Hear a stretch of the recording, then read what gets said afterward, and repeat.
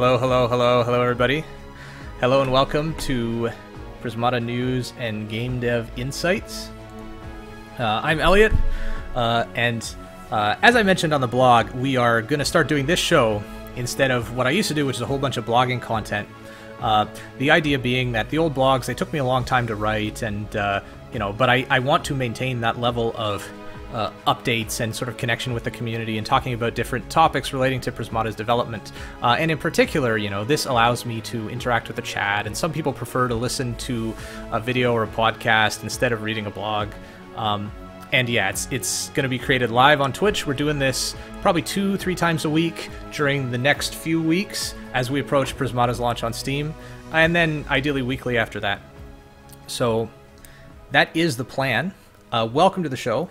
Today's show will be about Steam and early access. Of course, that being a topical item, given that Prismata is entering Steam soon, probably sometime within the next month. At least that's the plan.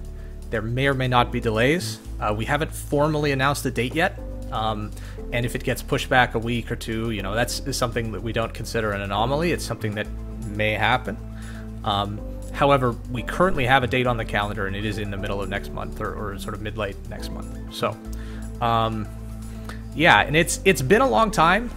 I mentioned before, I've been working on this game 3/4 of a decade. We started August 2010, and we've been moving along full steam ahead the whole time. And, why now? Why put the game on Steam now when we could have done so, I don't know, a year ago, 3 years ago, right after Kickstarter? The timing for us putting our game on Steam Early Access has been a decision that's dogged us for years. And, is it ready now, or should we do it now, or when should we do it, and why? And so I wanted to, in today's show, explain why we're doing it now, why not 3 years ago, why not 1 year from now, and sort of what our logic and rationale is, and what we're hoping to get out of Steam Early Access. And yeah, everybody's saying, oh, the game's been fantastic for 3 years, the game's been great. Why didn't you release it 3 years ago? And as a matter of fact, we could have. I don't think things would have been terrible had we put it on Steam Early Access right after Kickstarter. We probably would have raised a lot more money just from sales as a result of being on Steam. And the direction that we took the game in may have been different depending on how that went. However, here's the thing about Steam Early Access. When you put a game on Steam Early Access, or Steam in general, generally speaking, that's the launch. That is the time when the game is going to get maximal media attention, player attention, streamer attention. And for example, the transition from early access to the game is actually out, that transition actually garners almost no additional press or interest. There are very few games for which that results in a publicity bump. Now there are some, and it's usually because their launch is associated to a massive content update or a new thing that they're adding or something like that. And so we only get one shot basically of entering Steam. You guys in the chat are terrible. I mean, if you have questions to ask, you can put them in the chat. Yeah, we do want to get out before Artifact. That's the plan. Well, now I don't know when Artifact's coming. Nobody does, but ideally we'd like to be out before Artifact.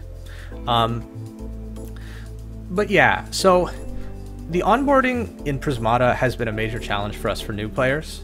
When new players start the game and play through our sort of combat training, yeah, they get it, and yeah, it's okay, but when we did Kickstarter, for example, we found so many people just quit in the first day, first week, never played again. And even though they bought the game, right? People who spent money, purchased the game, they just left. And there are some games that actually that's kind of what's expected. They hope to sell the game with their trailers and their screenshots and collect the $25 and then just hope the person never plays. But I don't want that. I want people to play Prismata. I want to have a community of players that really like the game and play it a lot, and and play the missions, play the bots, play the campaign, play other players, invite their friends. That's my goal, right? My goal is to grow the audience of the game, not to make sales. And so to that end, if we went on Steam early, like, yeah, we might have got a lot of sales, but I feel like the shape of our audience over time wouldn't have been that much different than it is now. Like, yeah, there would have been a big influx of players as soon as we went on Steam, but it would have petered out, and then sort of only the diehards would have remained. In order to keep a game as active as we want it kept on Steam, we need to be constantly putting out new content. We need to be constantly getting a large influx of new players through our own PR efforts or however else we're going to do it. And we need to have good onboarding and good retention so that the players who join actually stay. And I know a lot of you guys in the chat especially are really like competitive guys, and a competitive ladder is enough to keep you interested in the game for years and years and years. But actually the vast majority of users are not that way. They either need single player content or they need really compelling tutorial followed by really good single player like end game content, like being able to play bots, you know, and just like we actually have a number of players who have played over 10,000 bot games, like, and don't play on the ladder at all. They just sign in, play the bots. There's actually probably more of those than people on the ladder. Like sometimes I see people in the Prismata chat and they're like, why is there so many people online and nobody's queuing? It's because they're all playing bots. Like there's actually a ton of people that just play bots in Prismata and don't really participate in the events or the ladder because they're not into PvP. So that's the reason why we didn't really go in early access before. It's because we didn't have faith in the onboarding, and we wanted to do the single player campaign first. And now that we have the single player campaign in a state where we feel it will onboard players well and they will have a good experience, now we're ready to put it into early access. So with the Steam early access launch, there will be the launch of the single player campaign, and that will sort of have a chapter that the players can play through. And it will teach them the mechanics of the game, how to play, as well as just give them a really fun experience with the narrative and the characters and everything. Now,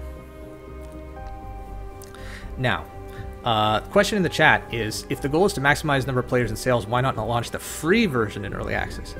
Okay, yeah, right. So this is a completely separate issue.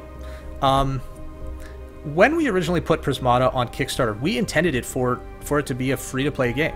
And the motivation behind that was, well, Hearthstone's free-to-play, all these other card games are quote-unquote free-to-play, and we thought that if we didn't do the same with Prismata, then nobody would pay any attention to the game, nobody would buy the product, nobody would participate, or nothing, right? We thought free-to-play was the only way. And we saw Mojang launch a product called Scrolls, which I don't know if you remember Scrolls, it was way back there. It was kind of a hex grid-based tactics game combined with a collectible card game, and that game had various problems, but they had a $25 cost to buy the game, and we were fearful that if we did what they did, then our game would die like theirs did. You know, they made probably 100,000 sales in their first month and less than 10,000 sales in all months that followed that, and their audience dwindled away and they had nothing. You know, they had no esports, no big leagues or tournaments, or, you know, it was very quiet. So that was our fear. Now, maybe Scrolls died because the game was bad. Like, I don't really know enough about Scrolls to comment on why it failed as a product, but we saw the fact that it wasn't free to play as a big contributor to that. And it made us fear doing anything that wasn't free to play. So, now, when we went on Kickstarter in 2014, I didn't really realize that, like, free to play plus Kickstarter don't mix. I have since learned that people don't really like to support a free-to-play product on Kickstarter because they see it as predatory, or they see free-to-play products as being lame or stupid, or they think, oh, why should I bother getting the thing on Kickstarter? I'll just wait and then play it for free, right? So, you know, with hindsight, I would probably actually never do another free-to-play game on Kickstarter. It seemed like just a bad idea. And I don't know of any other game that really did it successfully. Like, the way we did it is we were big on the, like, oh, game's not pay to win sucks and we're different. And that was kind of our message on Kickstarter, and people, I think, bought into that, and we had a lot of support for people who liked us for that message. So, yeah, and then, of course, that led to all the stuff we added with the Armory and the Black Lab and all of these microtransactions in the game. And, like, I wanted those systems to be generous enough that like people who didn't pay anything would still be able to unlock a lot of cool stuff and have skins and emotes and just generally enjoy that aspect of the game. We didn't want it to be super grindy and especially not pay to win in any matter at all. So we did that, and we kind of found that like, yeah, some people liked the microtransactions, but the overall amount of action that they got was not anything compared to the amount of just like straight up sales we got during Kickstarter, right? So it became clear that we probably should have both the microtransactions for the players who really like the cosmetics, as well as a content production business model where we could create single player content, create, you know, puzzle packs and other stuff in the game that people could buy even if they didn't like the microtransactions. So we kind of have I don't want to say the word pivoted our business model, but we have made some small changes to our business model in response to sort of what we are seeing in the data. And the single player campaign is a big part of that. Free to play is a big part of that. And so the plan is early access, we're going to do paid only. But we're going to be very generous with giving away free keys. Like if people want keys to give away to their friends, we're going to have a way for them to do that, either, you know, tweeting us or emailing us. Like we will be fairly generous with the free keys. Anybody who buys into the game for $25 will get the full single player campaign, which is 5 chapters. The free players will get the first chapter. And they'll have to upgrade to the next tier, which is $25 to get the remaining chapters and then all the other stuff that's unlocked at $25. So that is the plan. Now, when do we make that free tier available to everybody on Steam? The answer is we haven't decided yet. And quite frankly, we're definitely not doing it on day one, because if we did, our servers would almost certainly be like brought down completely. Because when you put a free-to-play game on Steam and promote the hell out of it, as we are planning to do on our launch, like, you get swarmed. You get swarmed by so many people, and, like, I have nothing but the utmost faith in our DevOps team, our servers, everything that we've built. However, users will find ways to do things that we did not anticipate, and those things will cause problems, believe me. Like, during Kickstarter, I remember we gave Crip some keys to give away, and he just pasted them in his Twitch chat. And that second, we had like thousands of people trying to redeem those keys all at the same moment on our server. And the server stayed up, but it almost went down. And people definitely experienced lag for a good 60 seconds, and it was not a good experience. And stuff like that, that's kind of unforeseen, can result in, you know, really bad things happening with the server. So free to play on day one is something that we're way too scared to do. We want to see how day one goes with sales only. There will be a spike in players, there'll be a spike on activity in the server, and our DevOps team will get good at managing those ebbs and flows of users coming in as the spikes happen. And then we'll get ourselves ready for the big spike, which is adding free to play. So that's sort of the plan. And that's why we're not doing free-to-play right away. It's not because we think it's a business decision or we really want players to spend $25 and not just play for free and then quit. Like, it's really because of the servers. In fact, it might even be better for the business to go free-to-play on day one. Like, I've heard kind of mixed opinions on that, and I think it's actually fairly standard for a free-to-play product in early access to be paid only, because there's 2 or 3 other effects that are very important. One is you get a better community. Free-to-play communities tend to be toxic and shitty, so by building a large, like, nice community, we can hope to hold on to that nice, large community as people grow, and it won't be full of trolls and toxic people. And if trolls and toxic people come in later, they will be less accepted, right? It's like if you're walking around a playground and there's litter on the ground, you just litter more often. But if the playground is really nice and clean, then people are less likely to litter, and the people who do litter are going to be shunned more. So by building a community of not free-to-play players, we will, in the long term, have a better community. That's number one. I mean, there's obviously things with the competitive scene that are affected by going free-to-play, but the other big one is Steam ratings. So during early access, people will rate your game on Steam, yes or no, like or dislike. And getting a good Steam rating is very important for the success of our game on Steam. And doing free-to-play generally gets you a lot of negative reviews because people will just like install the game without even having read what it is, go, oh, I don't like this, downvote. Whereas if people are paying $25 to access the game, then they have to research the game a little bit more to pay that $25, right? People don't just like, oh, okay, it's a $25 game, I'm gonna just get it without reading what it is. No, people read about the game, they determine if it's a game for them, and then they thumbs up or thumbs down the game based on whether they like it. But we're selection biasing the set of people who will give us those ratings in order to be people that like have at least read what the game is before they bought it, right? So we hope to get better ratings that way. Anyways, so that's those are a couple other reasons why we're not launching free-to-play right away. One other thing that came up and has been suggested to me many times is, why go through early access at all? Why don't you just like launch the game on Steam? And the answer is, well, we thought about it. We actually were very close to deciding, screw early access, let's just launch the game. And many games are actually taking that approach. After talking with a number of industry folks, I have been convinced that no, early access is probably the right decision. But there's actually a lot of reasons for that, and let me get into that. Let me just take a few questions I saw. What happens to the Flash version and the non-Steam version after the launch? They're still going to work. Everything's cross-platform. If you're on Flash, you can play people on Steam and vice versa. They have completely different stores, so the Steam version uses the Steam store, the non-Steam version uses the non-Steam store. You know, and the way those work kind of behind the scenes are a little differently. But other than that, they're basically the same version, and they both work. The Steam version has one feature, which is integration with Steam Friends, but otherwise, like, there's nothing different about it. Yeah. Pump wants to give a good review for $25, and then we get the $25 back. I'm pretty sure that's against the Steam agreement, although I don't know, and if I did know, I'm probably not supposed to tell you because that agreement is between us and Steam and is confidential. But pretty sure paying for reviews is not something that we should be doing.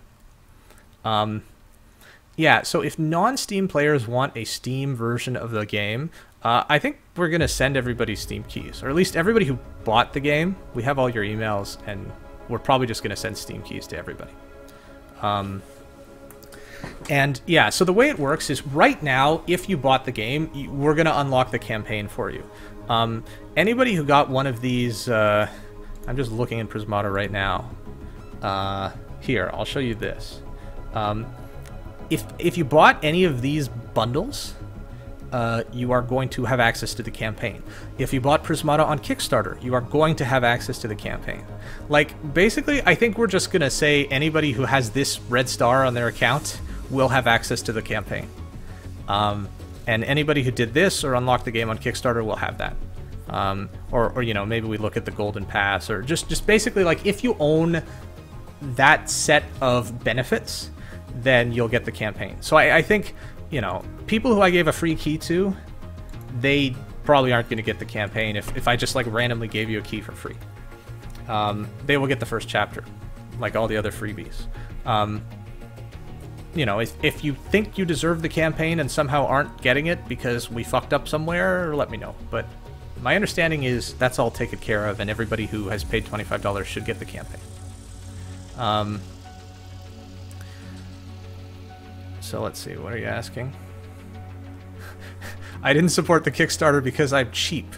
Well, you've enjoyed the game for so long. Now is your chance to finally support us for all of those hours of enjoyment, you freeloaders.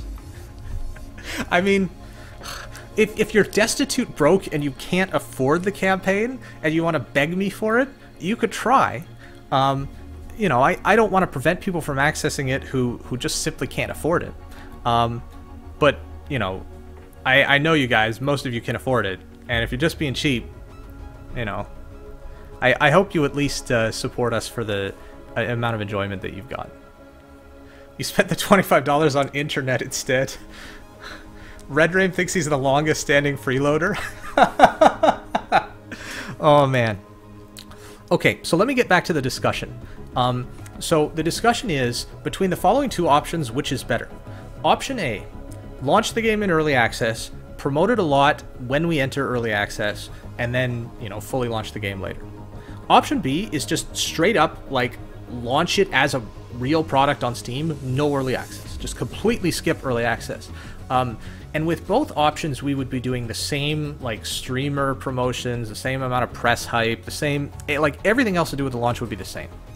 It's just, do we have the early access label on it or not? And there's literally, like, a checkbox that you check when you're putting your game on Steam, like, do you want early access? And if so, you fill out all those blurbs about, you know, what you need for your game, and then do it, right? So it's actually, it's not a decision that we have to make, like, super far in advance. It's not a decision that's costly to make one way or another. It's just, like, what looks better for us.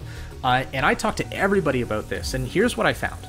So, there are some journalists that really don't like early access games. They either don't want to cover them at all, or they have this perception in their mind that early access games are shit and should be ignored, and they want to spend their time doing reviews, say, for games that are fully coming out.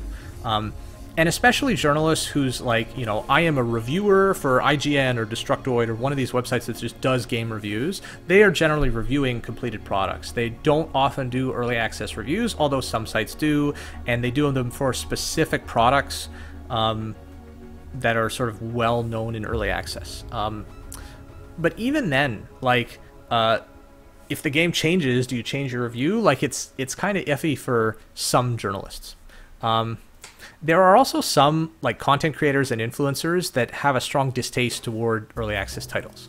You know, guys like Total Biscuit are known for generally not giving much coverage to early access titles, but in the more, like, journalistic sense. They still play the games. They often still stream themselves playing the games, but they don't, like, provide first impressions or anything like that.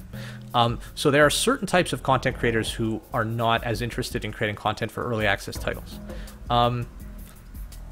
Some games actually have received secondary press bumps when moving from early access to actual launch. But for the most part, you're only getting one press bump when you go into early access. Like, some people say, oh, you get 2 press bumps instead of 1. Nah, they're full of shit. Nobody does. It's really only in very rare cases where that ever happens, and it's usually because of some major newsworthy event that accompanies the big launch. Now, for streamers and, like, Let's Play people, they actually don't give a shit whether your game's in early access. They will, for the most part, play it either way. We have kind of worried that early access can affect the sentiment of the community. You know, well, early access games are never done, this game is incomplete, you know, this game's never going to come out. And quite frankly, like, we've got that sentiment for the last 3 years from people like, oh, when's Prismata going to finally be launching or whatever. But a lot of that sentiment goes towards games that are actually missing, like, major features. A lot of early access games are really have a lot less features than Prismata. Prismata is actually very far along for your typical Steam early access title. You know, so we're not too worried about negative sentiments. In fact, like, I've had PR people tell me that if we go on early access, people will be like, wow, this is one of the best early access games I've ever played. Wow, the game is so fully featured, it's still in early access. Like, so it might actually help us in that sense. Now, I guess another thing is, if something goes wrong, early access can make people a little bit more merciful in both their reviews as well as their scores on Steam, where they decide to give the game a thumbs up or a thumbs down. Like, if the game is fully out and has a major server outage or has a major bug or problem, you're going to get a lot of thumbs down for that. If it's in early access and you're keeping a good communication with the community, as I typically like to do, and letting people know, like, here's what the problem is, when's it going to be fixed, what are the steps you're taking, generally speaking, people respond positively to that, and you don't get hammered with downvotes. You may get hammered with upvotes if you do a really commendable job in responding to some problem. So that's actually really something we're considering a lot. Like, we want the game to have a very positive reception when it goes on Steam, for 2 reasons. One, because we want the game to be positively received in general and for everybody to have a good attitude towards it, but also because within the Steam ecosystem, games are promoted more within Steam if they are being positively received and have a lot of thumbs up and stuff like that. So we think that early access will help with that. We think that it's not going to hurt us much in terms of the people we want covering the game. Like, we want, you know, esports people to play the game, and just like strategy game streamers who like streaming themselves, either laddering or just playing single player with various strategy games. We want to get them interested in Prismata.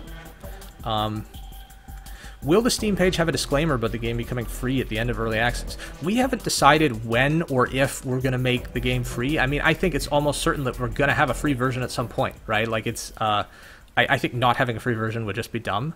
But when we're going to do that is kind of up in the air. We could do it really soon. We could do it way later. We honestly haven't decided. And I'm not going to be anything other than truthful about that. Like, we haven't decided what the plan is. It's not that, like, here is the plan, here is the schedule. It's like, no, I don't know. We don't know. And I'm not just saying that. Like, it's honestly, we don't know. Sort of a month or two into early access, after we have an update or two, I think we'll have a better idea of how things are going. And then, by then, we'll sort of know. Some people think early access is not necessary. Like, yeah, I've heard from a lot of people that, like, Prismata seems like a done game. It has a lot of features in it. It works well. There's no major problems or issues. Like, it feels like the quality of a done game. And we live in an age where games are ongoing services. They're not just a product you buy once and play. Like, you know, a game like League of Legends is never done, but it's also not in early access. You know, they're clearly still developing the game, but at the same time, the game is clearly not in an incomplete state. You know, so that transition from early access to a game that's actually out is kind of a blurrier line than it ever has been in the past. So for us, early access is kind of just a name. It's just a sign. You know, it's nothing. And at the end, we kind of realized that it's not that important of a distinction, and we're weighing slightly on the side of going through early access, just because I think it's going to agree more with the way we're treating this launch and the way we're treating this growth of our community and this set of updates that will follow. You know, we are still going to be listening to community feedback and adjusting the game in response to that feedback. You know, we are still going to be releasing new content, especially, you know, new single-player chapters, new units for the game, stuff like that. That's going to happen at a regular interval during that early access period. We actually have a content update schedule that we, you know, again, it's all penciled in, but it's like 1 month after launch, we're going to launch the next single-player chapter. 1 month after that, another chapter, and there will be sprinklings of new units for the ladder in there as well. So I think that schedule of what we're doing, it's just more consonant with being in early access. It kind of feels like it makes more sense. There's actually some people out there that really want to play early access titles because they want to have an influence on the final state of the product. And a product being in early access is actually increasing the appeal of it to them. So, you know, we're happy to take advantage of that as well. So that's, I think, everything in my list of stuff I wanted to talk about regarding Steam Early Access. But yeah, the decision has been made. We will be an Early Access product, and we will not be free to play on launch day. We don't know when we're going to do that. There will be monthly content updates with single-player stuff as well as new units. And yeah, that's it. So at this point, I will take absolutely any questions in the stream and then wrap up the show.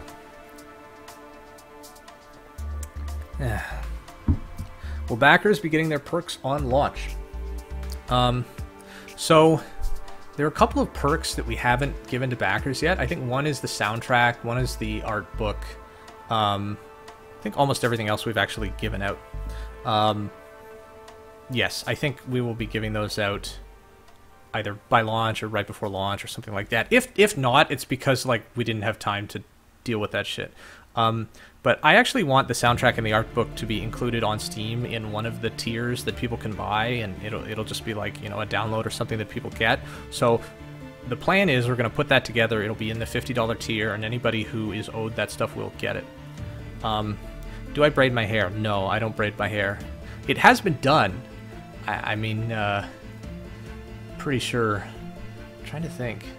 Like, my girlfriend's definitely done it for the purposes of, like, torturing me and just taking photographs to blackmail me with, but I don't know where or if those photographs exist, so nah. Skins and Shards gonna reset? No, we did that already. It's not happening again. Delivery in late 2017. Oh, you guys are used to it by now, right? You know, like, if any of you, like, really need the soundtrack right now, I have it. I could send it to you.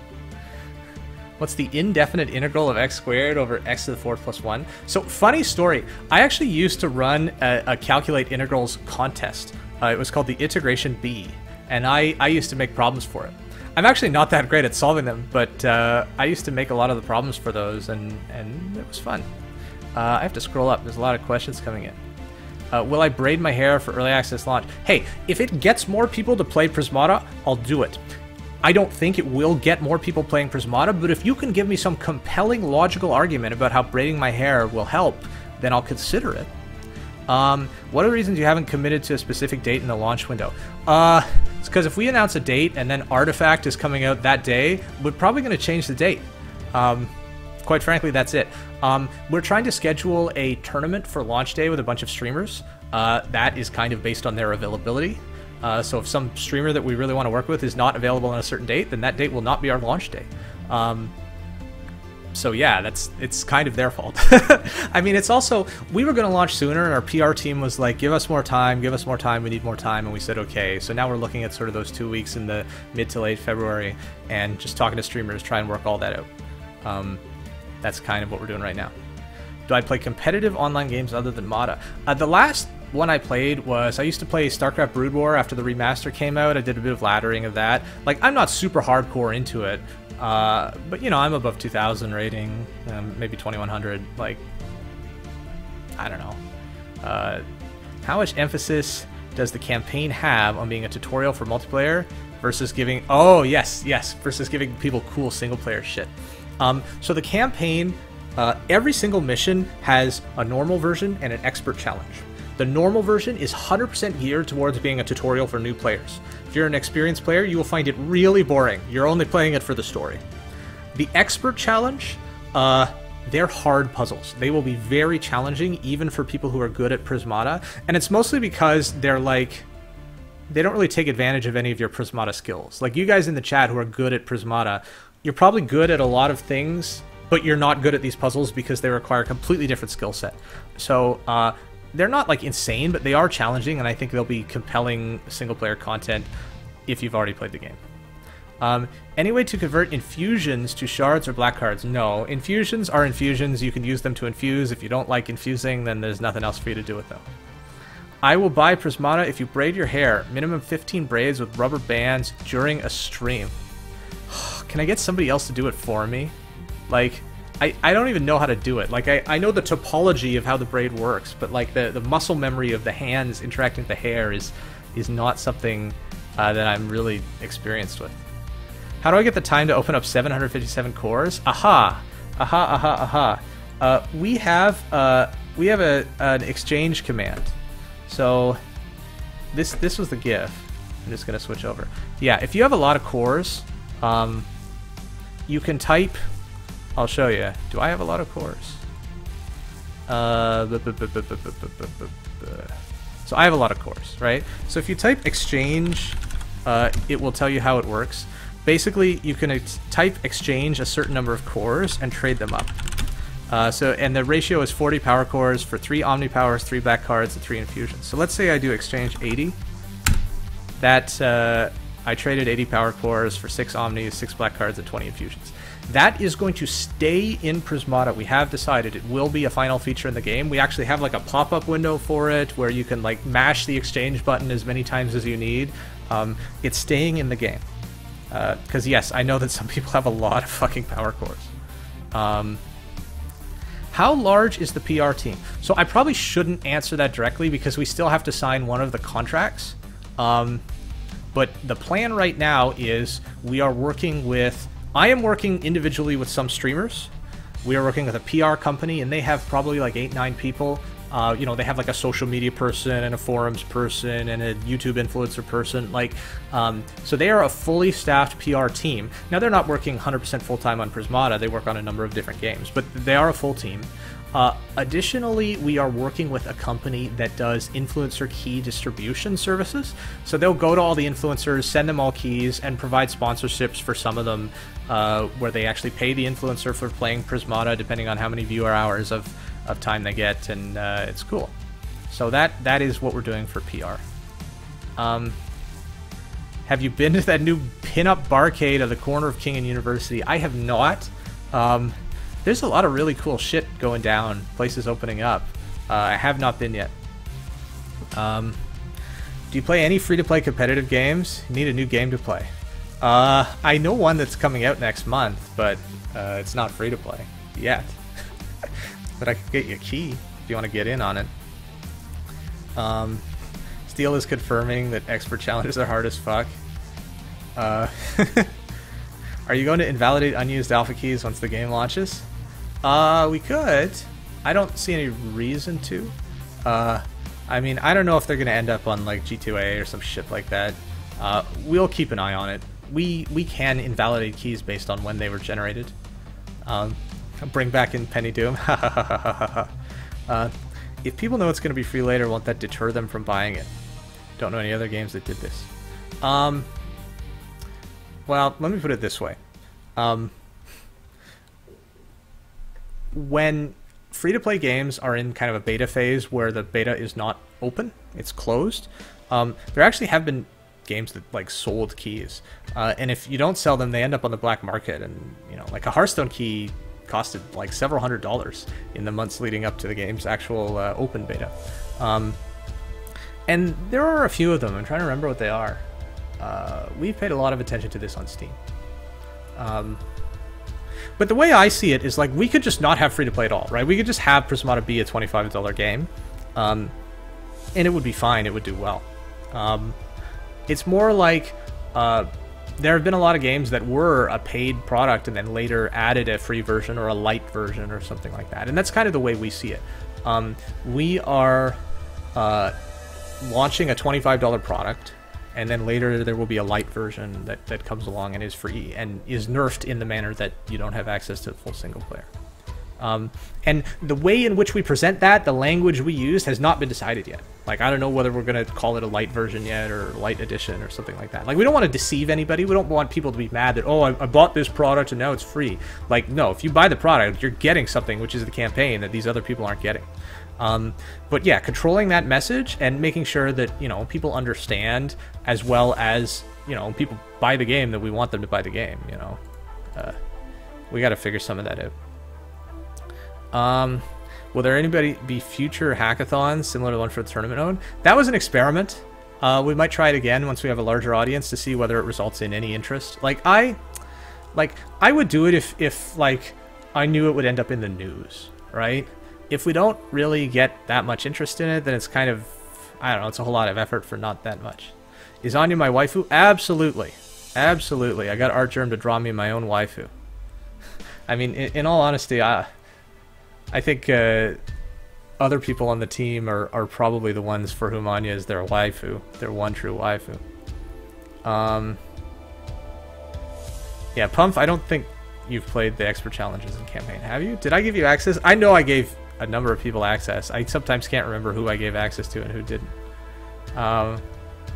Can't beat me. What has Toothless linked us? Oh, I see. Toothless just has a shit ton of Omnipower cores. I mean, I guess that can happen. Maybe we need a way to level them up too, I don't know.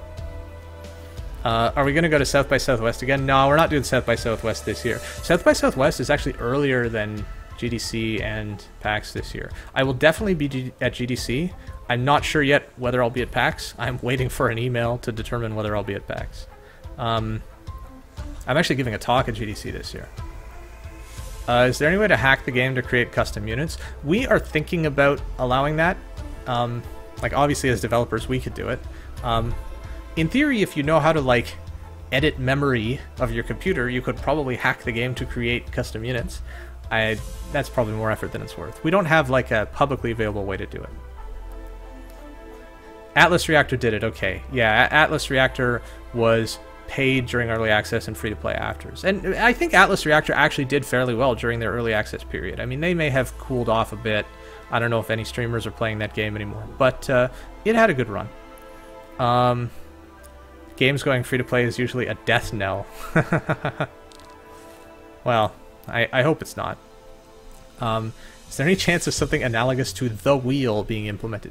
So The Wheel, I think, was... some players made one of those spinny wheels that had a bunch of different like modifiers or constraints, like don't buy Animus before turn 7 or something, and players would play each other using those constraints. And then you guys did something crazy, like, oh, you have to satisfy 3 of the following 5 constraints, and there was like a Fibonacci wheel tournament, and then it was 5 of the following 8 constraints. Like, man, you guys are insane. That's like, I think that's a lot of fun. I don't know if that belongs in the base game. I think you guys managed the wheel just fine on your own without it having to be in Prismata, so it's not necessarily something we'd implement. But, I mean, it was a lot of fun. Pump promises not to shitpost for the next week if we give him the campaign. But you can't shut up for a week. How would I react if Prismata was a complete flop?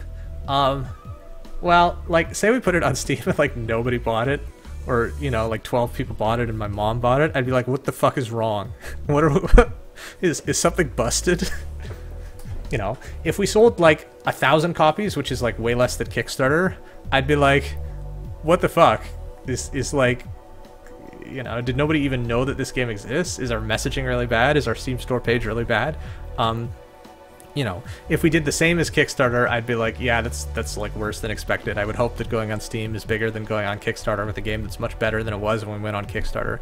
I don't know. Like, here's the thing. Unless we generate no revenue at all, I'm still going to be here. And even if we do generate no revenue, I'm probably still going to make more games. You know, whether or not it's Prismata 2 or an expansion to Prismata, that will certainly depend on whether or not Prismata is successful or well-liked or popular or well-sold. But, like, you know, I like making games. Making games is what I do. I will probably be making other games after Prismata regardless. And, like, my personal financial security is not dependent on whether or not Prismata does well. However, Lunark's is, right? So if Prismata does super poorly, then Lunark Studios will probably end up being dissolved. Now, I don't know if the servers will stay online. You know, if we can't afford to keep the servers online, then that may be an issue.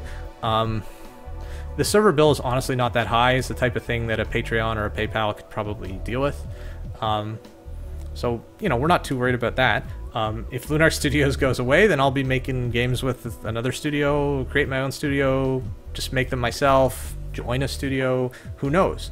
But that's not, like, something I think about every day. That's kind of just like, you know, I'm expecting Prismata to do decently well. I'm expecting that we're going to keep making more content for it. I'm expecting, you know, hopefully that we'll be making expansions. We have story ideas for a sequel and a prequel. Like, you know, we could do that. So let's see what else. Prismata is unfloppable. Well, I mean, I'm very confident that our product is good. Products that are good tend to do well. What the fuck? Did I just break... Did I break the chat on the stream? I think I just clicked it and it broke. What the... That's so weird. Okay, it's back, maybe? Stop trying to make the wheel happen. It's not going to happen. Oh, the wheel is great. What's my metric for success? I don't have a metric for success. I don't, you know, there's not like, oh, if we make 99,999 sales, I'm going to be unhappy. And if we make 100,000, I'm going to be happy. Like, I don't even really care that much about sales. I care a lot about a lot of people trying the game and really just having a good experience and enjoying the game. If we make a ton of sales, but like people hate the game, that's almost worse than, you know, people really loving the game, but it not like, you know, bringing us a windfall of profits. Like, you know, my goal in making Prismata is to share this game with other people because I have loved this game so much over the years of, you know, discovering it and experimenting with it and just, you know, it's, I want other people to know about this game. It's a cool game. I would be very happy if somebody cloned this game and did a better job. Like, I just want this type of game or this style of game to be something that succeeds. And I don't know if it's going to be StarCraft esports level of success, but I would like it to, you know, continue existing for a long time and to go places. You know, that's my goal. You know, I would be happy if just, you know, we could sustain the product and the company and continue working on it. That's sort of my ultimate goal. So what else? This topic is depressing.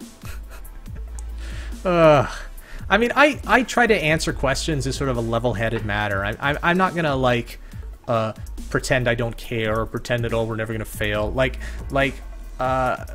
You know, I can answer those questions in a realistic manner, but like I'm not a pessimist or an optimist. I'm just like a get shit done kind of person. Pretty sure the literal alpha community could sustain the game. We'd have to ask you guys to chip in. The actual amount of sales made are probably not enough to foot the server bill right now.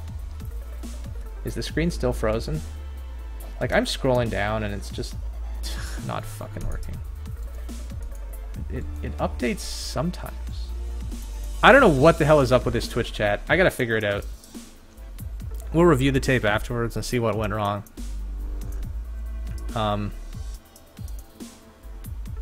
It seems when I scroll down it like freezes up. Is that what's happening?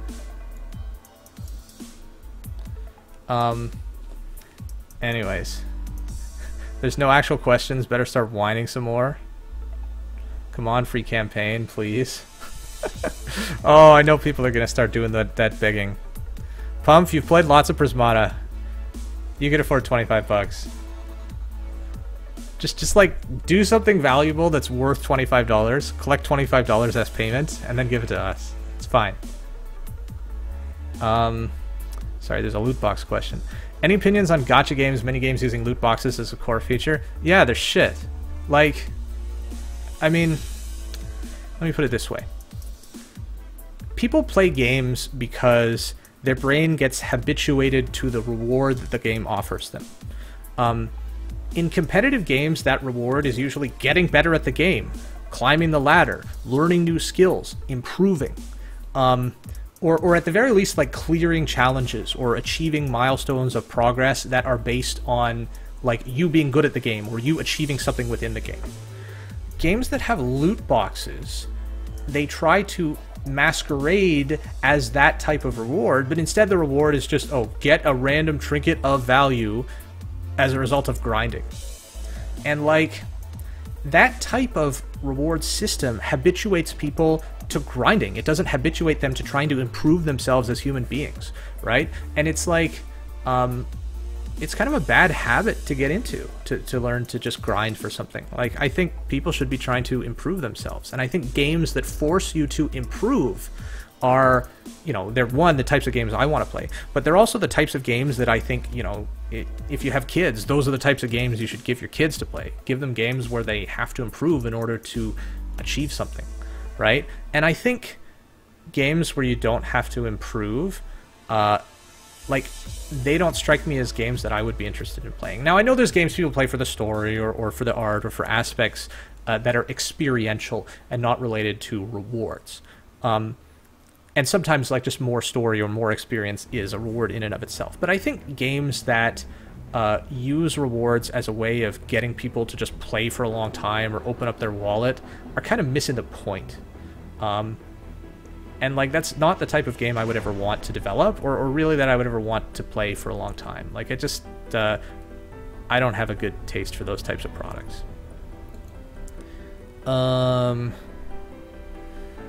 Okay, I'm scrolling up. I realize the chat's fucking freezing again as I scroll up. Curbs is gonna clone Prismata, make it easy, and put it on mobile. I mean, you have to at least not violate any copyrights when you're doing your cloning. So, good luck with that. Chatbox updates more often than Prismata does. I mean, I would hope so. How do you get rid of Pump? No, guys, you can't get rid of the naysayers, right? The people who have criticisms, even if they're delivered in biting sarcasm manner, they're valuable to have around. I've had many good decisions with Pump about things relating to balance in the game and stuff like that. You know, like, sometimes people can be annoying, but, like, I value all different types of feedback in all ways that they are delivered, as long as they are genuine feedback that, you know, made from a good position of actually trying to help us. Yeah, mow somebody's lawn if you can't afford Prismata. What's going to be made out of the chat system once there are vastly more people using it? So we have a plan. The plan is we're actually going to have mods for global chat, and they're going to be able to, like, time people out and shit. We implemented it. It works. Whether or not it works in practice when we have a lot of people, we'll see. We have a developer switch to turn global chat off without even having to restart the server. So we may have to use it at some point. We don't know. Once Prismata becomes successful, will you do high-level theoretical computer science research as a hobby? I mean, I actually get people all the time that just send me a research problem like, hey, what do you think of this? This is really interesting. Like, Richard Peng did that to me a while ago, because I'm just talking to Will because he answered the question, and Richard is a mutual friend of ours. Like, you know, it's actually not unreasonable that I would do theoretical computer science research as a hobby.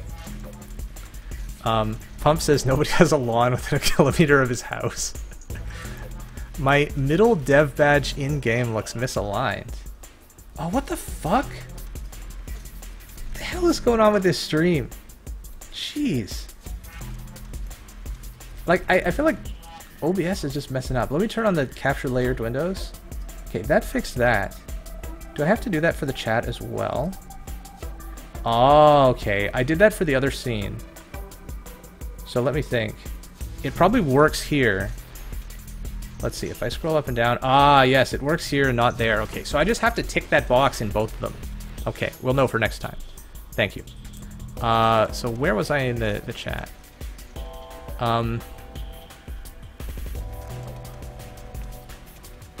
Stop. Misery loves company. Stop trying to get other people to go back to school. I mean, I'm done with school. I really enjoyed doing research. I did not enjoy reading tons of papers, writing tons of papers, submitting them to conferences, getting rejected, getting accepted, going to conferences, giving talks, teaching students, doing recitations. Like, there's so much crap involved that isn't, like, solving hard math problems. And I don't enjoy any of that crap. Like, I don't like traveling. I don't like teaching. I like working on hard problems, but that's the only part I like. So really, I think, like, an academic career, for me, would involve too high a proportion of stuff that I just am not that interested in doing. So that's why I don't want to go back to school. Like, I just found that I enjoy this a lot more. It just gives me a lot more pleasure to work on a game. Is my personal financial security secure because of cryptocurrencies? No, I don't have any holdings in cryptocurrencies. I'm actually very bearish on cryptocurrencies. I think, like, they're all going to go to zero. Or at the very least, like, you know, at most one will survive, or at most one proof of work system will survive, and most of the rest will be worth nothing. And at least that's my thought. And I actually know a lot about cryptocurrencies. I've been involved with some projects related to that, but I don't have any personal holdings. If I wanted to invest, I would be shorting cryptocurrencies. Is there a badge that you could get if and only if you don't have it? That would be funny. I don't really know how to implement that, though. If you send me the code for it, then I can try implementing it.